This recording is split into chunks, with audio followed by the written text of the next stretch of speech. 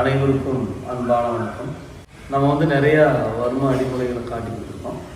இன்றைய தினம் பார்த்தீங்க அப்படின்னா அண்ணான் கால வர்மம் அப்படிங்கிறது இங்கே இருக்குது.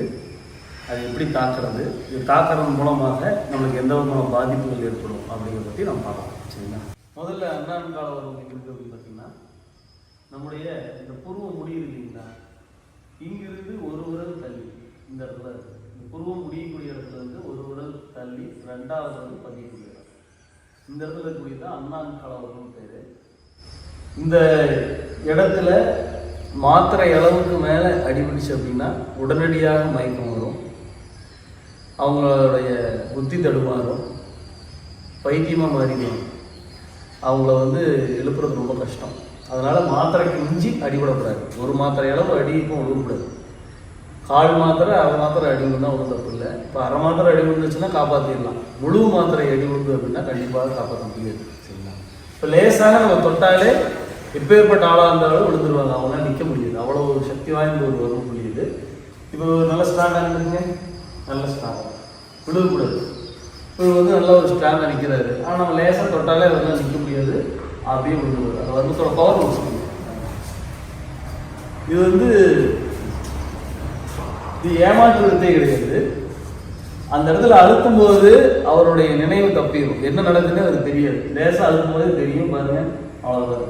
அவர் முகத்தை பாருங்க, ரியாக்ஷன் பாருங்க, பார்த்தீங்களா என்ன நடக்குதுன்னே தெரியாது. பாருங்க அவ்வளோதான், முடிஞ்சு முடிஞ்சு அவ்வளோதான், என்ன நடக்குதுன்னு அவருக்கு தெரியாது. சரிங்களா, இது வந்து லேசாக தான் நம்ம தொட்டு விட்டோம். இது எப்படி நம்ம இந்த மாதிரி முத்திரை பயன்படுத்தணும் பார்த்தீங்களா, இந்த மாதிரி முத்திரையை வச்சு லேசாக அழுத்திங்கன்னா அவ்வளோதான், முடிஞ்சு அவங்களால பண்ண முடியாது. இது முத்திரையில் வந்து அழுத்து முறை. இப்போ அடிக்கிற முறை அப்படின்னு அந்த மாதிரினா இந்த மாதிரி முத்திரை பயன்படுத்தும். இந்த மாதிரி முத்திரையை பயன்படுத்தி இப்படி அடிக்கணும். சும்மா லேசான கால் மாத்திரை அளவு நான் வந்து உங்களுக்கு அடிச்சு காட்டுறது. கால் மாத்திரை, இது கால் மாத்திரை அவ்வளோதான், இது கால் மாத்திரை அளவு அடிதான். பிடிச்சிட்டு லேசாக கால் மாத்திரை அளவு பாருங்க, அதே எப்படி இருக்குது, ரொம்ப பயங்கரமாக இருக்கும். இந்த மாதிரி நம்ம அடிக்கலாம், இப்படி வச்சு இந்த முத்திரையை பயன்படுத்தி அடிக்கலாம். அடுத்தது பார்த்தீங்க அப்படின்னா இந்த கை முஷ்டியை பயன்படுத்தி, இது வந்து முழு மாத்திரைக்கும் மிஞ்சி அடிபட்டுரும். இது நம்ம இப்படி அடிக்கிற மாதிரி இருக்கும் பார்த்தீங்களா, இது வந்து முழு மாத்திரை மிஞ்சி அடியாக விழுகும்.